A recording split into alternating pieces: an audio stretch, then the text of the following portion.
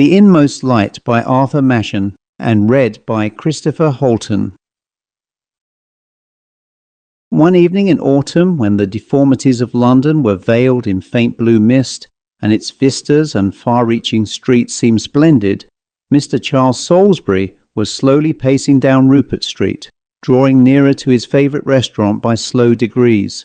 His eyes were downcast in study of the pavement, and thus it was that, as he passed in at the narrow door, a man who had come up from the lower end of the street jostled against him. "I beg your pardon, wasn't looking where I was going." "Why, it's Dyson." "Yes, quite so. How are you, Salisbury?" "Quite well. But where have you been, Dyson? I don't think I can have seen you for the last 5 years." "No, I dare say not. You remember I was getting rather hard up when you came to my place at Charlotte Street?" "Perfectly. I think I remember your telling me that you owed 5 weeks' rent, and that you had parted with your watch for a comparatively small sum." "My dear Salisbury, your memory is admirable. Yes, I was hard up. But the curious thing is that soon after you saw me, I became harder up. My financial state was described by a friend as stone broke. I don't approve of slang, mind you, but such was my condition. But suppose we go in. There might be other people who would like to dine. It's human weakness, Salisbury." "Certainly, come along. I was wondering as I walked down whether the corner table were taken. It has a velvet back, you know." "I know the spot. It's vacant. Yes, as I was saying, I became even harder up."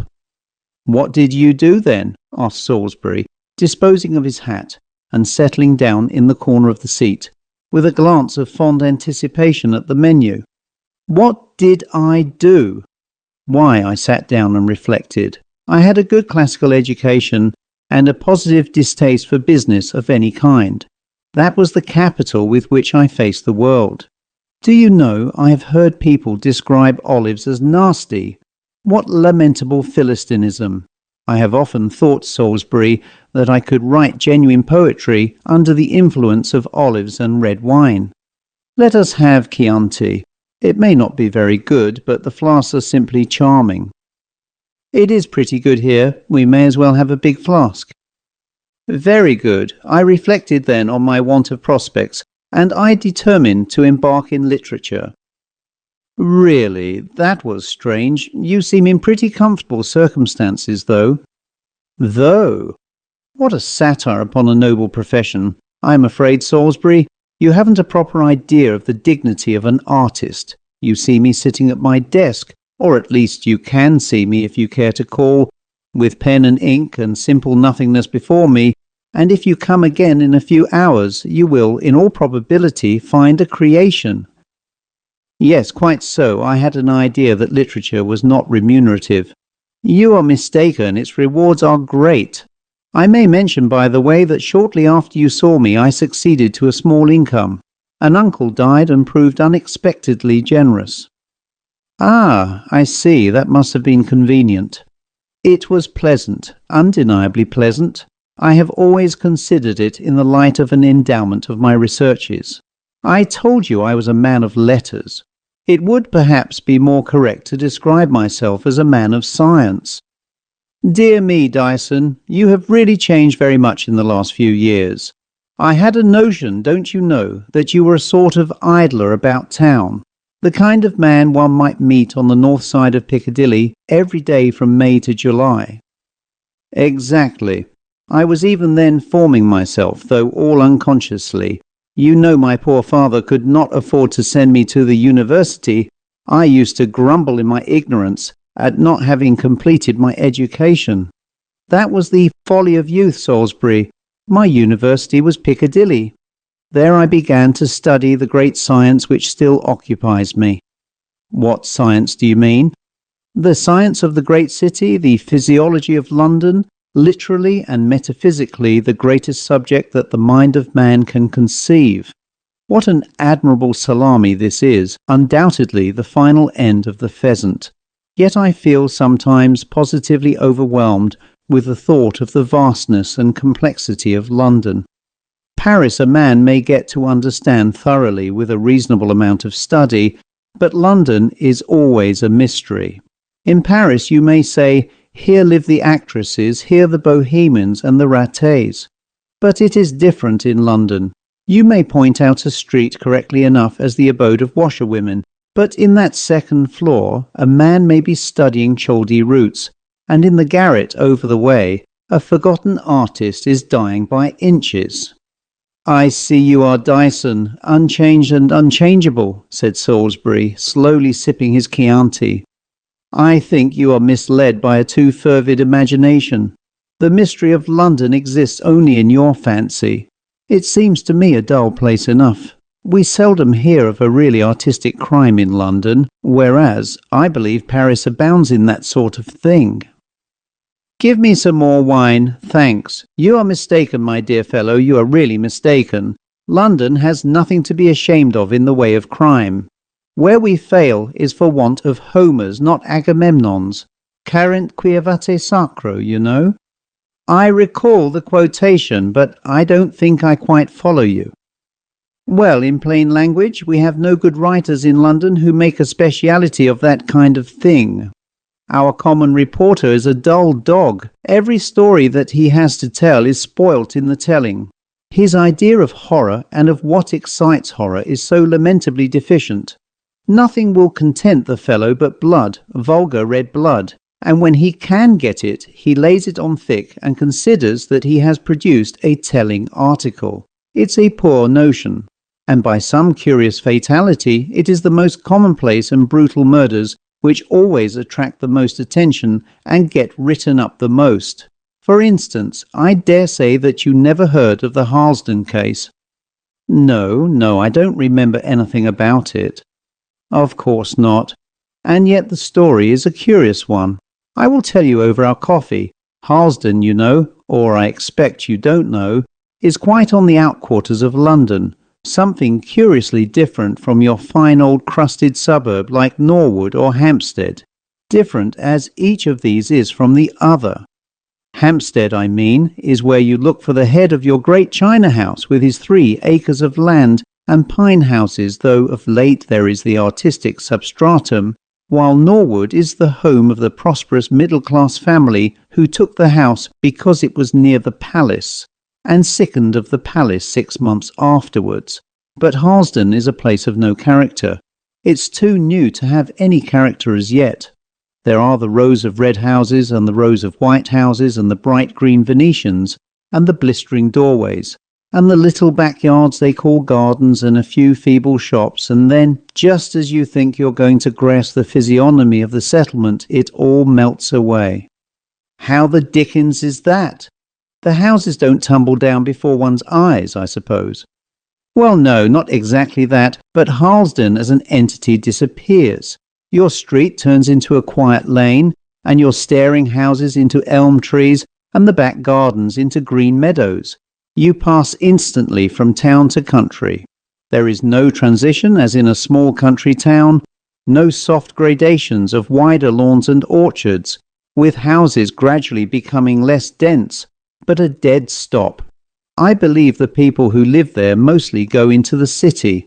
I have seen once or twice a laden bus bound thitherwards, but however that may be, I can't conceive a greater loneliness in a desert at midnight than there is there at midday. It is like a city of the dead. The streets are glaring and desolate, and as you pass it suddenly strikes you that this too is part of London. Well, a year or 2 ago there was a doctor living there. He had set up his brass plate and his red lamp at the very end of one of those shining streets, and from the back of the house the fields stretched away to the north. I don't know what his reason was in settling down in such an out-of-the-way place. Perhaps Dr. Black, as we call him, was a far-seeing man and looked ahead. His relations, so it appeared afterwards, had lost sight of him for many years, and didn't even know he was a doctor, much less where he lived. However, there he was settled in Halton, with some fragments of a practice, and an uncommonly pretty wife. People used to see them walking out together in the summer evenings soon after they came to Halton, and so far as could be observed, they seemed a very affectionate couple. These walks went on through the autumn, and then ceased, but of course, as the days grew dark and the weather cold, the lanes near Harlesden might be expected to lose many of their attractions. All through the winter nobody saw anything of Mrs. Black. The doctor used to reply to his patients' inquiries that she was a little out of sorts, would be better, no doubt, in the spring. But the spring came, and the summer, and no Mrs. Black appeared, and at last people began to rumour and talk amongst themselves, and all sorts of queer things were said at high teas, which you may possibly have heard are the only form of entertainment known in such suburbs. Dr. Black began to surprise some very odd looks cast in his direction, and the practice, such as it was, fell off before his eyes. In short, when the neighbours whispered about the matter, they whispered that Mrs. Black was dead, and that the doctor had made away with her. But this wasn't the case. Mrs. Black was seen alive in June. It was a Sunday afternoon, one of those few exquisite days that an English climate offers, and half London had strayed out into the fields north, south, east and west to smell the scent of the white May, and to see if the wild roses were yet in blossom in the hedges. I had gone out myself early in the morning, and had had a long ramble, and somehow or other as I was steering homeward, I found myself in this very Harlesden we have been talking about. To be exact, I had a glass of beer in the General Gordon, the most flourishing house in the neighbourhood, and as I was wandering rather aimlessly about, I saw an uncommonly tempting gap in a hedgerow, and resolved to explore the meadow beyond. Soft grass is very grateful to the feet after the infernal grit strewn on suburban sidewalks, and after walking about for some time, I thought I should like to sit down on a bank and have a smoke. While I was getting out my pouch, I looked up in the direction of the houses, and as I looked, I felt my breath caught back, and my teeth began to chatter, and the stick I had in one hand snapped in two with the grip I gave it. It was as if I had had an electric current down my spine, and yet for some moment of time, which seemed long, but which must have been very short, I caught myself wondering what on earth was the matter. Then I knew what had made my very heart shudder and my bones grind together in an agony.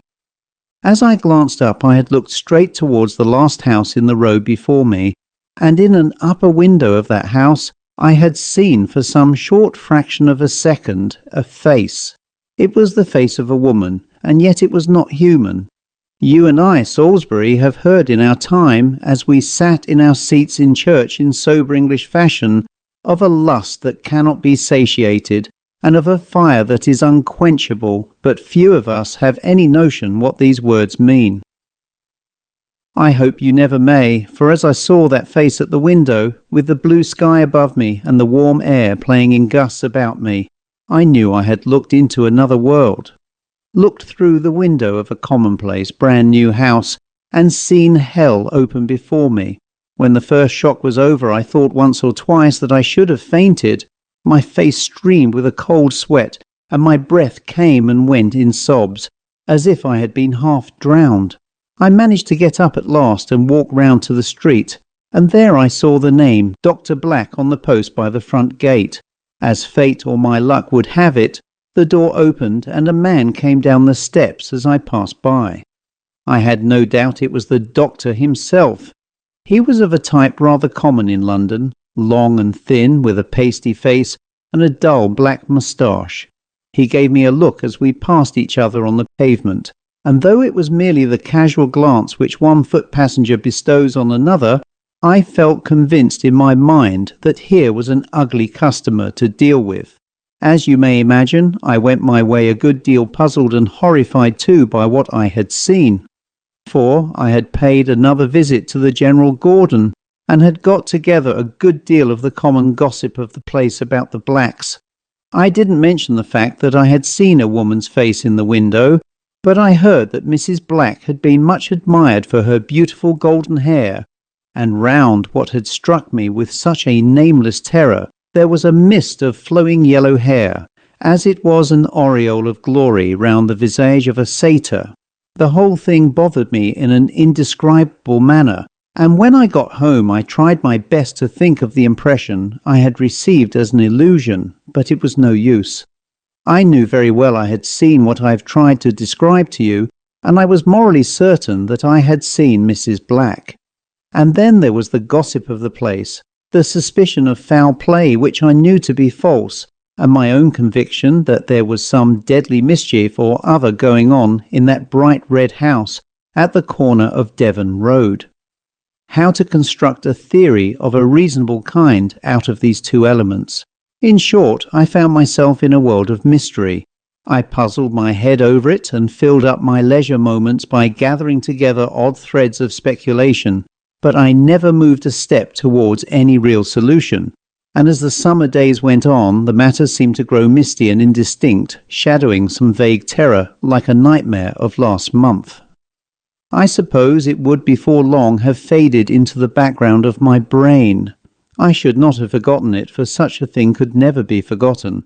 But one morning, as I was looking over the paper, my eye was caught by a heading over some 24 lines of small type. The words I had seen were simply, "The Halton case," and I knew what I was going to read. Mrs. Black was dead. Black had called in another medical man to certify as to cause of death, and something or other had aroused the strange doctor's suspicions, and there had been an inquest and post-mortem, and the result, that I will confess, did astonish me considerably. It was the triumph of the unexpected. The two doctors who made the autopsy were obliged to confess that they could not discover the faintest trace of any kind of foul play. Their most exquisite tests and reagents failed to detect the presence of poison in the most infinitesimal quantity. Death, they found, had been caused by a somewhat obscure and scientifically interesting form of brain disease. The tissue of the brain and the molecules of the grey matter had undergone a most extraordinary series of changes, and the younger of the two doctors, who has some reputation, I believe, as a specialist in brain trouble, made some remarks in giving his evidence which struck me deeply at the time, though I did not then grasp their full significance. He said, "At the commencement of the examination, I was astonished to find appearances of a character entirely new to me, notwithstanding my somewhat large experience. I need not specify these appearances at present. It will be sufficient for me to state that as I proceeded in my task, I could scarcely believe that the brain before me was that of a human being at all. There was some surprise at this statement, as you may imagine, and the coroner asked the doctor if he meant that the brain resembled that of an animal. "No," he replied, "I should not put it in that way. Some of the appearances I noticed seemed to point in that direction, but others, and these were the more surprising, indicated a nervous organization of a wholly different character from that either of man or the lower animals." It was a curious thing to say, but of course the jury brought in a verdict of death from natural causes, and so far as the public was concerned, the case came to an end. But after I had read what the doctor said, I made up my mind that I should like to know a good deal more, and I set to work on what seemed likely to prove an interesting investigation. I had really a good deal of trouble, but I was successful in a measure. Though why, my dear fellow, I had no notion at the time. Are you aware that we have been here nearly 4 hours? The waiters are staring at us. Let's have the bill and be gone. The two men went out in silence, and stood a moment in the cool air, watching the hurrying traffic of Coventry Street pass before them to the accompaniment of the ringing bells of hansoms and the cries of the newsboys, the deep far murmur of London surging up ever and again from beneath these louder noises. "It is a strange case, isn't it?" said Dyson at length. "What do you think of it?" "My dear fellow, I haven't heard the end, so I will reserve my opinion. When will you give me the sequel?" "Come to my rooms some evening, say next Thursday. Here's the address. Good night. I want to get down to the Strand." Dyson hailed a passing hansom, and Salisbury turned northward to walk home to his lodgings. Mr. Salisbury, as may have been gathered from the few remarks which he had found it possible to introduce in the course of the evening, was a young gentleman of a peculiarly solid form of intellect, coy and retiring before the mysterious and the uncommon, with a constitutional dislike of paradox. During the restaurant dinner, he had been forced to listen in almost absolute silence to a strange tissue of improbabilities strung together with the ingenuity of a born meddler in plots and mysteries, and it was with a feeling of weariness that he crossed Shaftesbury Avenue and dived into the recesses of Soho, for his lodgings were in a modest neighbourhood to the north of Oxford Street. As he walked, he speculated on the probable fate of Dyson, relying on literature, unbefriended by a thoughtful relative, and could not help concluding that so much subtlety united to a too vivid imagination would in all likelihood have been rewarded with a pair of sandwich boards or a super's banner.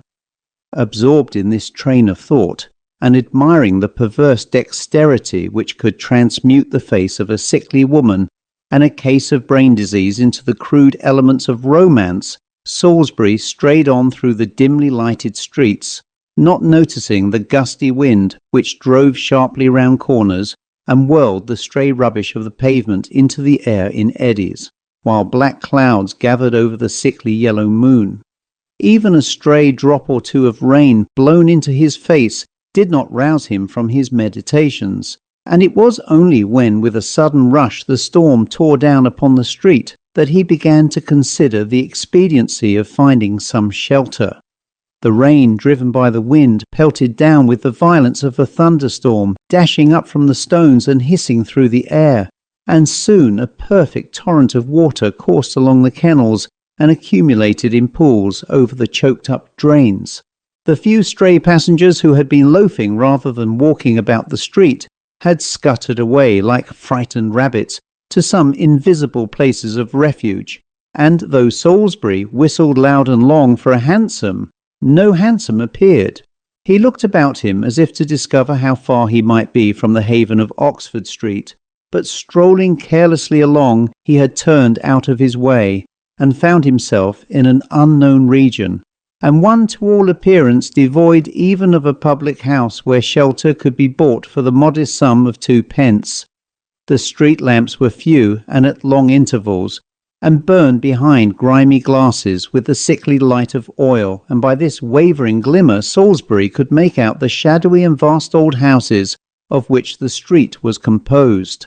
As he passed along, hurrying and shrinking from the full sweep of the rain, he noticed the innumerable bell handles with names that seemed about to vanish of old age graven on brass plates beneath them, and here and there a richly carved penthouse overhung the door, blackening with the grime of 50 years. The storm seemed to grow more and more furious. He was wet through, and a new hat had become a ruin, and still Oxford Street seemed as far off as ever. It was with deep relief that the dripping man caught sight of a dark archway which seemed to promise shelter from the rain, if not from the wind. Salisbury took up his position in the driest corner and looked about him. He was standing in a kind of passage contrived under part of a house, and behind him stretched a narrow footway leading between blank walls to regions unknown. He had stood there for some time, vainly endeavouring to rid himself of some of his superfluous moisture and listening for the passing wheel of a hansom, when his attention was aroused by a loud noise coming from the direction of the passage behind, and growing louder as it drew nearer. In a couple of minutes he could make out the shrill, raucous voice of a woman, threatening and renouncing and making the very stones echo with her accents, while now and then a man grumbled and expostulated. Though to all appearance devoid of romance, Salisbury had some relish for street rows and was indeed somewhat of an amateur in the more amusing phases of drunkenness. He therefore composed himself to listen and observe with something of the air of a subscriber to grand opera. To his annoyance, however, the tempest seemed suddenly to be composed, and he could hear nothing but the impatient steps of the woman and the slow lurch of the man as they came towards him. Keeping back in the shadow of the wall, he could see the two drawing nearer. The man was evidently drunk and had much ado to avoid frequent collision with the wall as he tacked across from one side to the other, like some bark beating up against a wind. The woman was looking straight in front of her with tears streaming from her blazing eyes. But suddenly as they went by, the flame blazed up again, and she burst forth into a torrent of abuse, facing round upon her companion. "You low rascal, you mean contemptible cur," she went on after an incoherent storm of curses. "You think I'm to work and slave for you always, I suppose, while you're after that Green Street girl and drinking every penny you've got? But you're mistaken, Sam. Indeed, I'll bear it no longer. Damn you, you dirty thief. I've done with you and your master too, so you can go your own errands, and I only hope they'll get you into trouble." The woman tore at the bosom of her dress, and taking something out that looked like paper, crumpled it up and flung it away. It fell at Salisbury's feet. She ran out and disappeared in the darkness, while the man lurched slowly into the street, grumbling indistinctly to himself in a perplexed tone of voice. Salisbury looked out after him, and saw him maundering along the pavement, halting now and then, and swaying indecisively, and then starting off at some fresh tangent. The sky had cleared, and white fleecy clouds were fleeting across the moon high in the heaven. The light came and went by turns, as the clouds passed by, and turning round, as the clear white rays shone into the passage, Salisbury saw the little ball of crumpled paper which the woman had cast down. Oddly curious to know what it might contain, he picked it up and put it in his pocket, and set out afresh on his journey. Salisbury was a man of habit. When he got home, drenched to the skin, his clothes hanging lank about him, and a ghastly dew besmearing his hat, his only thought was of his health, of which he took studious care. So after changing his clothes and encasing himself in a warm dressing gown, he proceeded to prepare a sudorific in the shape of hot gin and water, warming the latter over one of those spirit lamps which mitigate the austerities of the modern hermit's life. By the time this preparation had been exhibited, and Salisbury's disturbed feelings had been soothed by a pipe of tobacco, he was able to get into bed in a happy state of vacancy, without a thought of his adventure in the dark archway, or of the weird fancies with which Dyson had seasoned his dinner. It was the same at breakfast the next morning, for Salisbury made a point of not thinking of anything until that meal was over. But when the cup and saucer were cleared away and the morning pipe was lit, he remembered the little ball of paper, and began fumbling in the pockets of his wet coat. He did not remember into which pocket he had put it, and as he dived now into one and now into another, he experienced a strange feeling of apprehension, lest it should not be there at all, though he could not for the life of him have explained the importance he attached to what was in all probability mere rubbish. But he sighed with relief when his fingers touched the crumpled surface in an inside pocket, and he drew it out gently and laid it on the little desk by his easy-chair with as much care as if it had been some rare jewel. Salisbury sat smoking and staring at his find for a few minutes, an odd temptation to throw the thing in the fire, and have done with it, struggling with as odd a speculation as to its possible contents, and as to the reason why the infuriated woman should have flung a bit of paper from her with such vehemence. As might be expected, it was the latter feeling that conquered in the end, and yet it was with something like repugnance that he at last took the paper and unrolled it, and laid it out before him. It was a piece of common dirty paper, to all appearance torn out of a cheap exercise book, and in the middle were a few lines written in a queer cramped hand. Salisbury bent his head and stared eagerly at it for a moment, drawing a long breath, and then fell back in his chair, gazing blankly before him, till at last, with a sudden revulsion, he burst into a peal of laughter, so long and loud and uproarious that the landlady's baby in the floor below awoke from sleep and echoed his mirth with hideous yells. But he laughed again and again, and took the paper up to read a second time what seemed such meaningless nonsense. Q has had to go and see his friends in Paris, it began. Travers handle S. Once around the grass, and twice around the lass, and thrice around the maple tree. Salisbury took up the paper and crumpled it as the angry woman had done, and aimed it at the fire. He did not throw it there, however, but tossed it carelessly into the well of the desk, and laughed again. The sheer folly of the thing offended him, and he was ashamed of his own eager speculation, as one who pores over the high-sounding announcements in the agony column of the daily paper, and finds nothing but advertisement and triviality. He walked to the window and stared out at the languid morning life of his quarter, the maids in slatternly print dresses washing doorsteps, the fishmonger and the butcher on their rounds, and the tradesmen standing at the doors of their small shops, drooping for lack of trade and excitement. In the distance, a blue haze gave some grandeur to the prospect, but the view as a whole was depressing, and would only have interested a student of the life of London, who finds something rare and choice in its every aspect. Salisbury turned away in disgust, and settled himself in the easy-chair, upholstered in a bright shade of green, and decked with yellow gimp, which was the pride and attraction of the apartments. Here he composed himself to his morning's occupation, the perusal of a novel that dealt with sport and love in a manner that suggested the collaboration of a stud-groom and a ladies' college. In an ordinary way, however, Salisbury would have been carried on by the interest of the story up to lunch-time, but this morning he fidgeted in and out of his chair, took the book up and laid it down again, and swore at last to himself and at himself in mere irritation. In point of fact, the jingle of the paper found in the archway had got into his head, and do what he would, he could not help muttering over and over, once around the grass and twice around the lass, and thrice around the maple tree.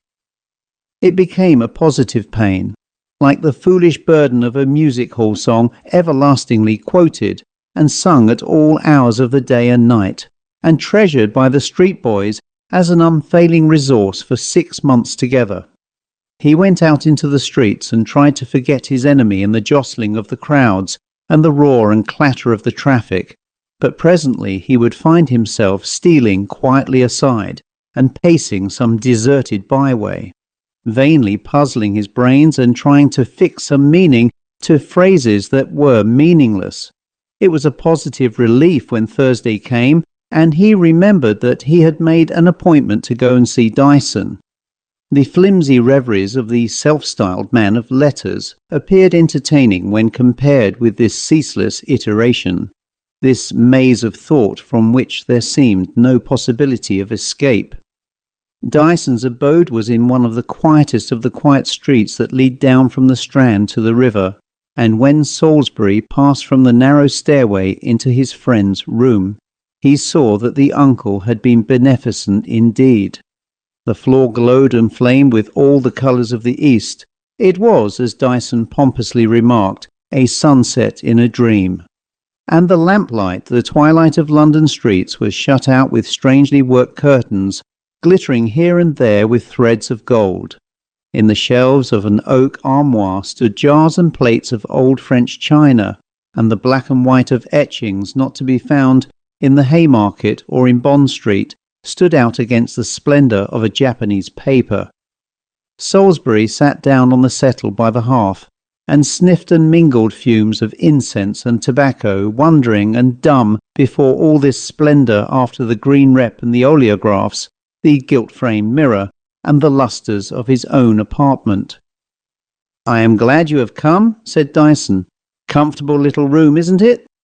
But you don't look very well, Salisbury. Nothing disagreed with you, has it?" "No, but I have been a good deal bothered for the last few days.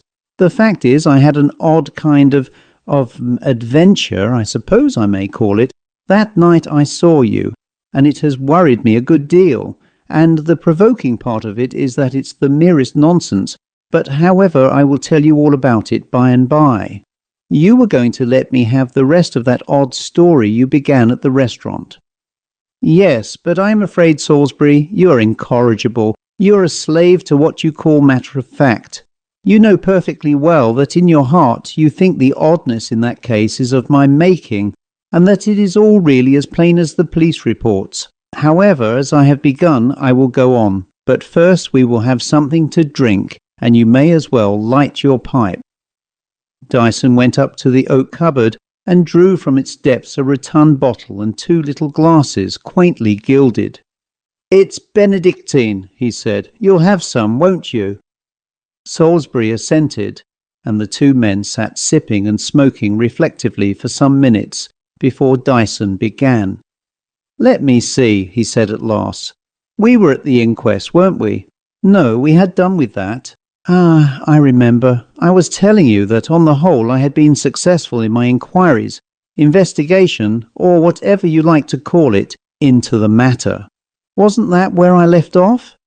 "Yes, that was it. To be precise, I think, though, was the last word you said on the matter." "Exactly. I have been thinking it all over since the other night, and I have come to the conclusion that, though, is a very big though indeed.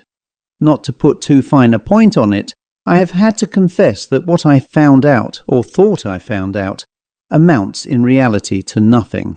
I am as far away from the heart of the case as ever. However, I may as well tell you what I do know. You may remember my saying that I was impressed a good deal by some remarks of one of the doctors who gave evidence at the inquest. Well, I determined that my first step must be to try if I could get something more definite and intelligible out of that doctor. Somehow or other I managed to get an introduction to the man, and he gave me an appointment to come and see him. He turned out to be a pleasant, genial fellow, rather young and not in the least like the typical medical man, and he began the conference by offering me whiskey and cigars. I didn't think it worth while to beat about the bush, so I began by saying that part of his evidence at the Halton inquest struck me as very peculiar, and I gave him the printed report with the sentences in question underlined. He just glanced at the slip and gave me a queer look. "It struck you as peculiar, did it?" said he. "Well, you must remember that the Halton case was very peculiar. In fact, I think I may safely say that in some features it was unique, quite unique." "Quite so," I replied, "and that's exactly why it interests me and why I want to know more about it. And I thought that if anybody could give me any information, it would be you.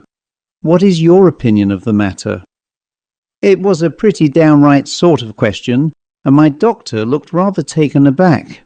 "Well," he said, "as I fancy your motive in inquiring into the question must be mere curiosity, I think I may tell you my opinion with tolerable freedom. So, Mr. Dyson, if you want to know my theory, it is this. I believe that Dr. Black killed his wife." "But the verdict," I answered. "The verdict was given from your own evidence?" "Quite so. The verdict was given in accordance with the evidence of my colleague and myself, and under the circumstances I think the jury acted very sensibly. In fact, I don't see what else they could have done. But I stick to my opinion, mind you, and I say this also. I don't wonder at Black's doing what I firmly believe he did. I think he was justified." "Justified? How could that be?" I asked. I was astonished, as you may imagine, at the answer I had got. The doctor wheeled round his chair and looked steadily at me for a moment before he answered. "I suppose you are not a man of science yourself? No, then it would be of no use my going into detail. I have always been firmly opposed myself to any partnership between physiology and psychology. I believe that both are bound to suffer. No one recognizes more decidedly than I do the impassable gulf, the fathomless abyss that separates the world of consciousness from the sphere of matter. We know that every change of consciousness is accompanied by a rearrangement of the molecules in the grey matter, and that is all. What the link between them is, or why they occur together, we do not know, and the most authorities believe that we never can know. Yet I will tell you that as I did my work, the knife in my hand, I felt convinced, in spite of all theories, that what lay before me was not the brain of a dead woman, not the brain of a human being at all. Of course I saw the face, but it was quite placid, devoid of all expression. It must have been a beautiful face, no doubt, but I can honestly say that I would not have looked in that face when there was life behind it for 1,000 guineas, no, nor for twice that sum. "My dear sir," I said, you surprise me extremely. You say that it was not the brain of a human being. What was it then? The brain of a devil. He spoke quite coolly and never moved a muscle. The brain of a devil, he repeated, and I have no doubt that Black found some way of putting an end to it. I don't blame him if he did. Whatever Mrs. Black was, she was not fit to stay in this world. Will you have anything more? No? Good night, good night. It was a queer sort of opinion to get from a man of science, wasn't it? When he was saying that he would not have looked on that face when alive for 1,000 guineas, or 2,000 guineas, I was thinking of the face I had seen, but I said nothing. I went again to Harlesden and passed from one shop to another, making small purchases and trying to find out whether there was anything about the Blacks which was not already common property, but there was very little to hear. One of the tradesmen to whom I spoke said he had known the dead woman well. She used to buy of him such quantities of grocery as were required for their small household, for they never kept a servant but had a charwoman in occasionally, and she had not seen Mrs. Black for months before she died. According to this man, Mrs. Black was a nice lady, always kind and considerate, and so fond of her husband and he of her, as everyone thought. And yet, to put the doctor's opinion on one side, I knew what I had seen. And then, after thinking it over and putting one thing with another, it seemed to me that the only person likely to give me much assistance would be Black himself, and I made up my mind to find him. Of course he wasn't to be found in Harlesden. He had left, I was told, directly after the funeral. Everything in the house had been sold, and one fine day Black got into the train with a small portmanteau and went nobody knew where. It was a chance if he were ever heard of again, and it was by a mere chance that I came across him at last. I was walking one day along Gray's Inn Road, not bound for anywhere in particular, but looking about me as usual and holding on to my hat, for it was a gusty day in early March, and the wind was making the tree-tops in the inn rock and quiver. I had come up from the Holborn end, and I had almost got to Theobald's Road when I noticed a man walking in front of me, leaning on a stick, and to all appearance very feeble. There was something about his look that made me curious, I don't know why, and I began to walk briskly with the idea of overtaking him, when of a sudden his hat blew off and came bounding along the pavement to my feet. Of course I rescued the hat and gave it a glance as I went towards its owner. It was a biography in itself, a Piccadilly maker's name in the inside, but I don't think a beggar would have picked it out of the gutter. Then I looked up and saw Dr. Black of Harlesden waiting for me. A queer thing, wasn't it? But Salisbury, what a change! When I saw Dr. Black come down the steps of his house at Harlesden, he was an upright man, walking firmly with well-built limbs, a man should say, in the prime of his life. And now before me there crouched this wretched creature, bent and feeble, with shrunken cheeks and hair that was whitening fast, and limbs that trembled and shook together, and misery in his eyes. He thanked me for bringing him his hat, saying, "I don't think I should ever have got it. I can't run much now." A gusty day, sir, isn't it? And with this he was turning away, but by little and little I contrived to draw him into the current of conversation, and we walked together eastward. I think the man would have been glad to get rid of me, but I didn't intend to let him go, and he stopped at last in front of a miserable house in a miserable street. It was, I verily believe, one of the most wretched quarters I have ever seen. Houses that must have been sordid and hideous enough when new, that had gathered foulness with every year, and now seemed to lean and totter to their fall. "I live up there," said Black, pointing to the tiles. "Not in the front, in the back. I'm very quiet there. I won't ask you to come in now, but perhaps some other day." I caught him up at that, and told him I should be only too glad to come and see him. He gave me an odd sort of glance, as if he were wondering what on earth I or anybody else could care about him, and I left him fumbling with his latchkey. I think you will say I did pretty well when I tell you that within a few weeks I had made myself an intimate friend of Black's. I shall never forget the first time I went to his room. I hope I shall never see such abject, squalid misery again. The foul paper, from which all pattern or trace of a pattern had long vanished, subdued and penetrated with the grime of the evil street, was hanging in mouldering pennons from the wall.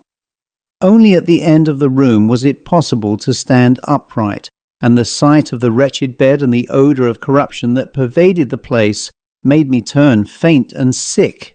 Here I found him munching a piece of bread. He seemed surprised to find that I had kept my promise, but he gave me his chair and sat on the bed while we talked. I used to go to see him often, and we had long conversations together, but he never mentioned Halton or his wife. I fancy that he supposed me ignorant of the matter, or thought that if I had heard of it, I should never connect the respectable Dr. Black of Halton with a poor garretteer in the backwoods of London. He was a strange man, and as we sat together smoking, I often wondered whether he were made or sane, for I think the wildest dreams of Paracelsus and the Rosicrucians would appear plain and sober fact compared with the theories I have heard him earnestly advance in that grimy den of his. I once ventured to hint something of the sort to him. I suggested that something he had said was in flat contradiction to all science and all experience. No, he answered, not all experience, for mine counts for something. I am no dealer in unproved theories. What I say I have proved for myself, and at a terrible cost. There is a region of knowledge which you will never know, which wise men seeing from afar off shun like the plague, as well they may. But into that region I have gone.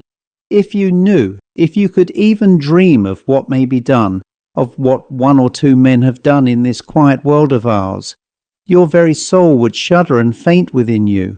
What you have heard from me has been but the merest husk and outer covering of true science, that science which means death, and that which is more awful than death to those who gain it. No, when men say that there are strange things in the world, they little know the awe and the terror that dwell always with them and about them. There was a sort of fascination about the man that drew me to him, and I was quite sorry to have to leave London for a month or two. I missed his odd talk.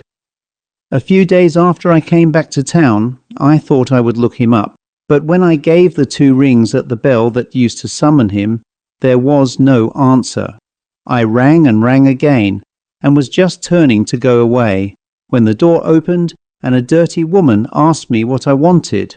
From her look, I fancy she took me for a plain-clothes officer after one of her lodgers, but when I inquired if Mr. Black were in, she gave me a stare of another kind.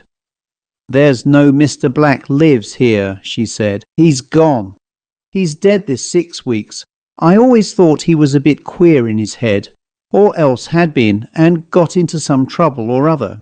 He used to go out every morning from 10 till 1, and one Monday morning we heard him come in and go into his room and shut the door, and a few minutes after, just as we was a-sitting down to our dinner, there was such a scream that I thought I should have gone right off.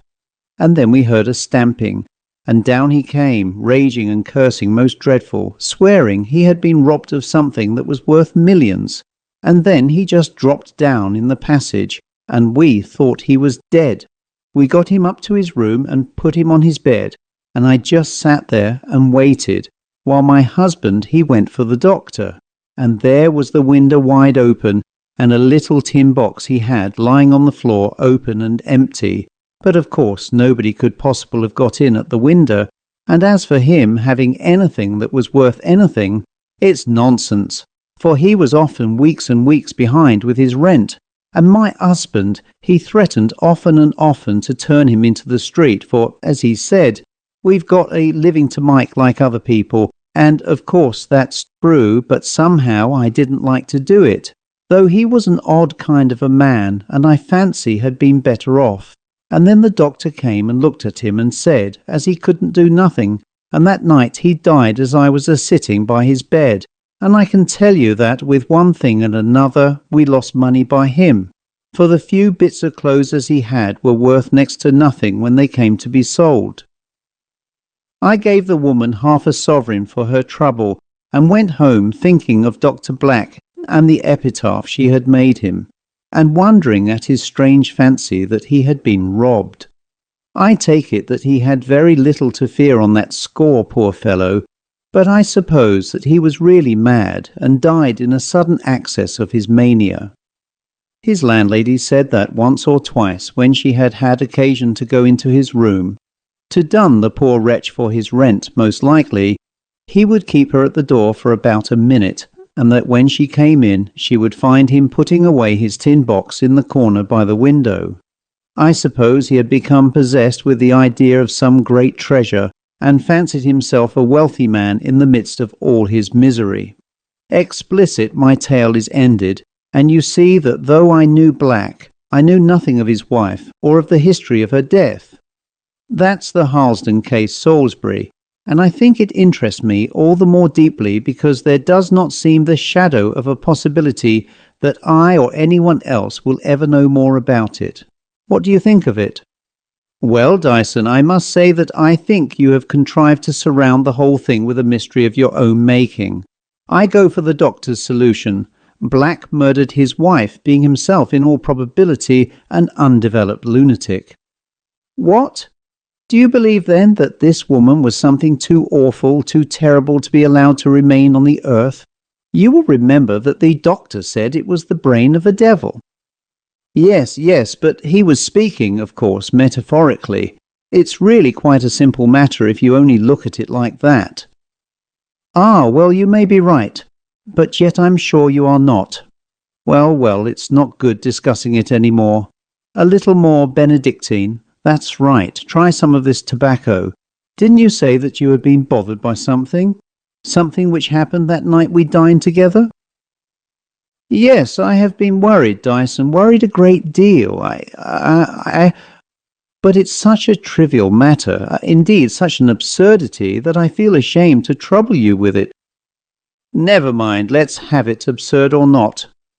With many hesitations, and with much inward resentment of the folly of the thing, Salisbury told his tale, and repeated reluctantly the absurd intelligence and the absurder doggerel of the scrap of paper, expecting to hear Dyson burst out into a roar of laughter. "Isn't it too bad that I should let myself be bothered by such stuff as that?" he asked when he had stuttered out the jingle of once and twice and thrice. Dyson had listened to it all gravely, even to the end, and meditated for a few minutes in silence. "Yes," he said at length, "it was a curious chance, your taking shelter in that archway, just as those two went by. But I don't know that I should call what was written on the paper nonsense. It is bizarre, certainly, but I expect it has a meaning for somebody. Just repeat it again, will you, and I will write it down. Perhaps we might find a cipher of some sort, though I hardly think we shall." Again had the reluctant lips of Salisbury slowly to stammer out the rubbish that he abhorred, while Dyson jotted it down on a slip of paper. "Look over it, will you?" he said when it was done. "It may be important that I should have every word in its place. Is that all right?" "Yes, that is an accurate copy, but I don't think you will get much out of it. Depend upon it, it is mere nonsense, a wanton scribble. I must be going now, Dyson. No more. That stuff of yours is pretty strong. Good night. I suppose you would like to hear from me if I did find out anything?" "No, not I. I don't want to hear about the thing again. You may regard the discovery, if it is one, as your own."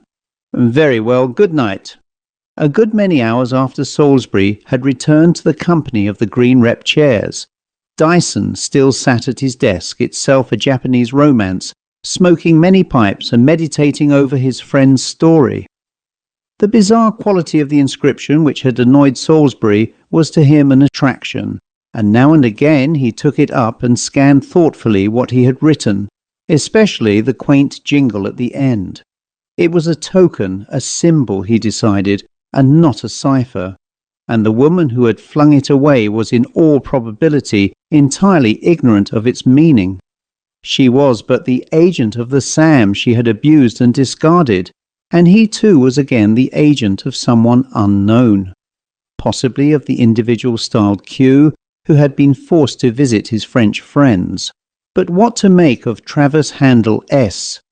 Here was the root and source of the enigma, and not all the tobacco of Virginia seemed likely to suggest any clue here. It seemed almost hopeless, but Dyson regarded himself as the Wellington of mysteries, and went to bed feeling assured that sooner or later he would hit upon the right track.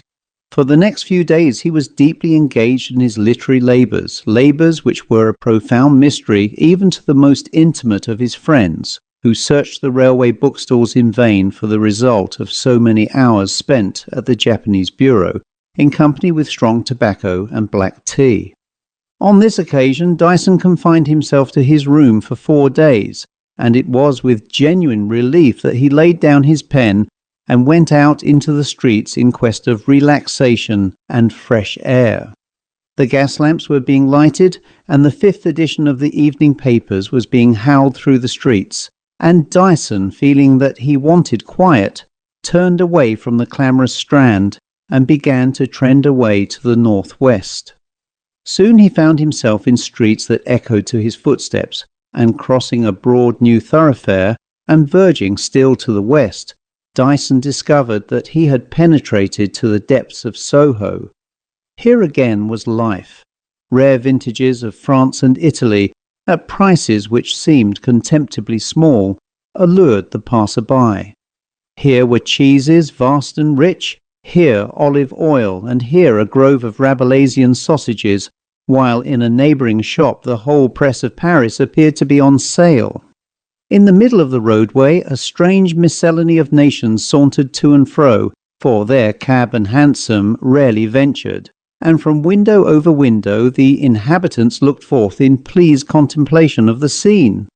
Dyson made his way slowly along, mingling with the crowd on the cobblestones, listening to the queer babel of French and German, and Italian and English, glancing now and again at the shop windows with their levelled batteries of bottles, and had almost gained the end of the street when his attention was arrested by a small shop at the corner, a vivid contrast to its neighbours. It was the typical shop of the poor quarter, a shop entirely English. Here were vended tobacco and sweets, cheap pipes of clay and cherry wood, penny exercise books and pen holders jostled for precedence with comic songs, and story papers with appalling cuts showed that romance claimed its place beside the actualities of the evening paper, the bills of which fluttered at the doorway. Dyson glanced up at the name above the door, and stood by the kennel trembling. For a sharp pang, the pang of one who has made a discovery, had for a moment left him incapable of motion. The name over the shop was Travers. Dyson looked up again, this time at the corner of the wall above the lamp-post, and read in white letters on a blue ground the words Handel Street, W.C., and the legend was repeated in fainter letters just below. He gave a little sigh of satisfaction, and without more ado walked boldly into the shop, and stared full in the face of the fat man who was sitting behind the counter.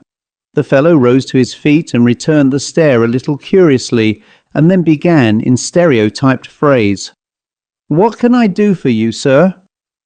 Dyson enjoyed the situation, and a dawning perplexity on the man's face. He propped his stick carefully against the counter, and leaning over it said slowly and impressively, "Once around the grass, and twice around the lass, and thrice around the maple tree." Dyson had calculated on his words producing an effect, and he was not disappointed. The vendor of the miscellanies gasped open-mouthed like a fish, and steadied himself against the counter. When he spoke, after a short interval, it was in a hoarse mutter, tremulous and unsteady. "Would you mind saying that again, sir? I didn't quite catch it." "My good man, I shall most certainly do nothing of the kind. You heard what I said perfectly well. You have got a clock in your shop, I see. An admirable timekeeper, I have no doubt. Well, I give you a minute by your own clock." The man looked about him in a perplexed indecision, and Dyson felt that it was time to be bold. "Look here, Travers, the time is nearly up. You have heard of Q, I think? Remember, I hold your life in my hands. Now." Dyson was shocked at the result of his own audacity. The man shrank and shriveled in terror. The sweat poured down a face of ashy white, and he held up his hands before him. Mr. Davies, don't say that. Don't, for heaven's sake. I didn't know you at first. I didn't indeed. Good God, Mr. Davies, you wouldn't ruin me. I'll get it in a moment." "You had better not lose any more time." The man slunk piteously out of his own shop and went into a back parlour. Dyson heard his trembling fingers fumbling with a bunch of keys and the creak of an opening box. He came back presently with a small package neatly tied up in brown paper in his hands, and still, full of terror, handed it to Dyson. "I'm glad to be rid of it," he said. "I'll take no more jobs of this sort." Dyson took the parcel and his stick and walked out of the shop with a nod, turning round as he passed the door. Travers had sunk into his seat, his face still white with terror, with one hand over his eyes, and Dyson speculated a good deal as he walked rapidly away as to what queer chords those could be on which he had played so roughly. He hailed the first hansom he could see and drove home, and when he had lit his hanging lamp and laid his parcel on the table, he paused for a moment, wondering on what strange thing the lamplight would soon shine. He locked his door and cut the strings, and unfolded the paper layer after layer, and came at last to a small wooden box simply but solidly made. There was no lock, and Dyson had simply to raise the lid, and as he did so he drew a long breath and started back.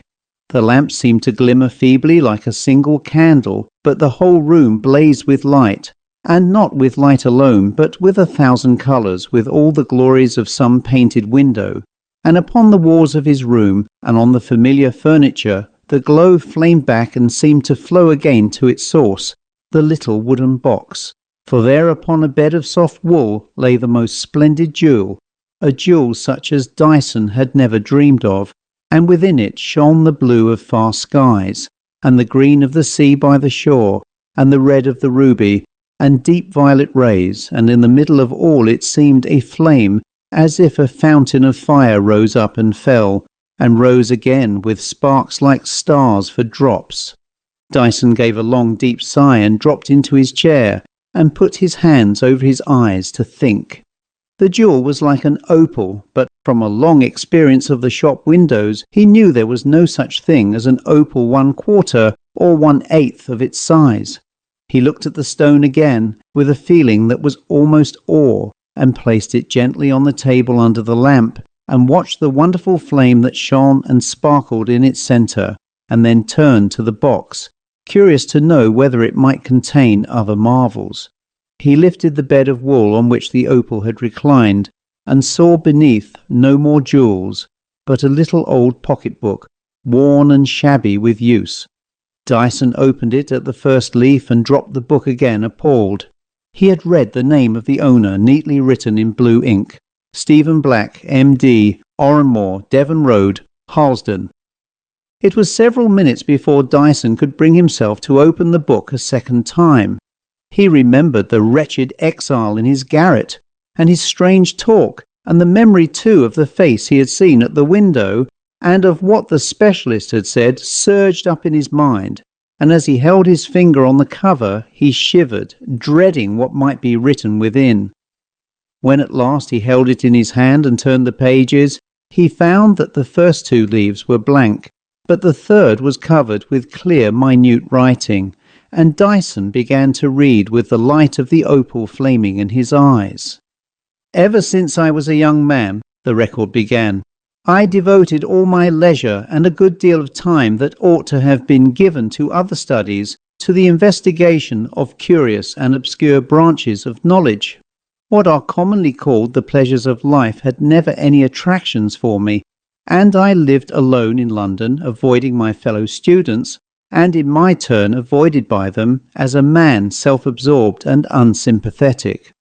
So long as I could gratify my desire of knowledge of a peculiar kind, knowledge of which the very existence is a profound secret to most men, I was intensely happy, and I have often spent whole nights sitting in the darkness of my room, and thinking of the strange world on the brink of which I trod. My professional studies, however, and the necessity of obtaining a degree for some time forced my more obscure employment into the background, and soon after I had qualified I met Agnes, who became my wife.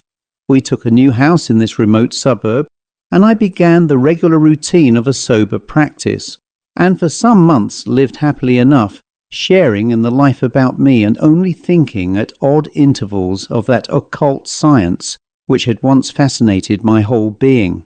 I had learnt enough of the paths I had begun to tread to know that they were beyond all expression difficult and dangerous, that to persevere meant in all probability the wreck of a life, and that they led to regions so terrible that the mind of man shrinks appalled at the very thought.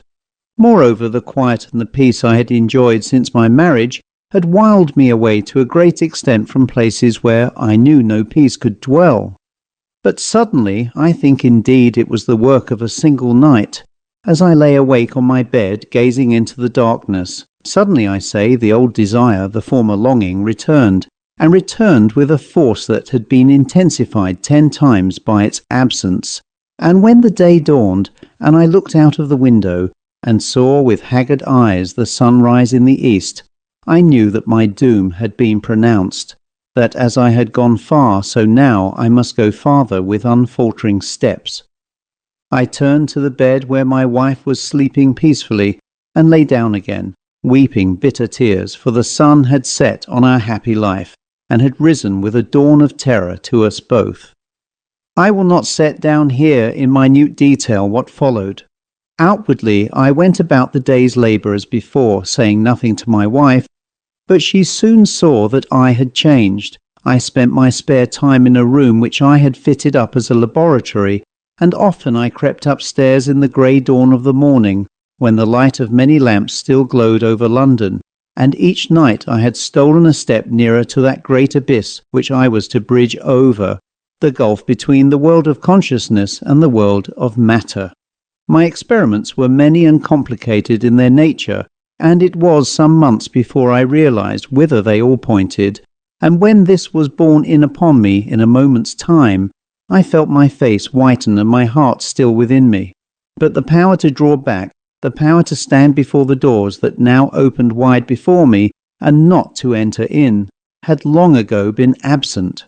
The way was closed, and I could only pass onward. My position was as utterly hopeless as that of the prisoner in an utter dungeon, whose only light is that of the dungeon above him. The doors were shut, and escape was impossible. Experiment after experiment gave the same result, and I knew and shrank even as the thought passed through my mind that in the work I had to do there must be elements which no laboratory could furnish, which no scales could ever measure. In that work, from which even I doubted to escape with life, life itself must enter. From some human being there must be drawn that essence which men call the soul, and in its place, for in the scheme of the world there is no vacant chamber, in its place would enter in what the lips can hardly utter, what the mind cannot conceive without a horror more awful than the horror of death itself. And when I knew this, I knew also on whom this fate would fall. I looked into my wife's eyes. Even at that hour, if I had gone out and taken a rope and hanged myself, I might have escaped, and she also, but in no other way.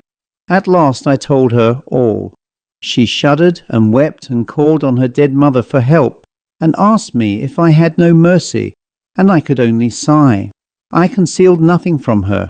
I told her what she would become, and what would enter in where her life had been. I told her of all the shame and of all the horror.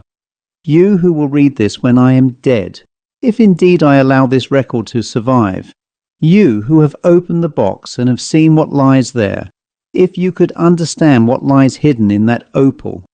For one night my wife consented to what I asked of her, consented with the tears running down her beautiful face, and hot shame flushing red over her neck and breast, consented to undergo this for me. I threw open the window, and we looked together at the sky and the dark earth for the last time. It was a fine starlight night, and there was a pleasant breeze blowing, and I kissed her on her lips, and her tears ran down upon my face.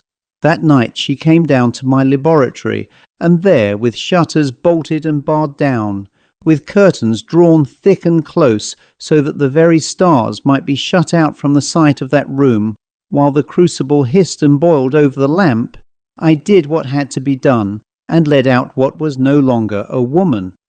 But on the table the opal flamed and sparkled with such light as no eyes of man have ever gazed on, and the rays of the flame that was within it flashed and glittered, and shone even to my heart.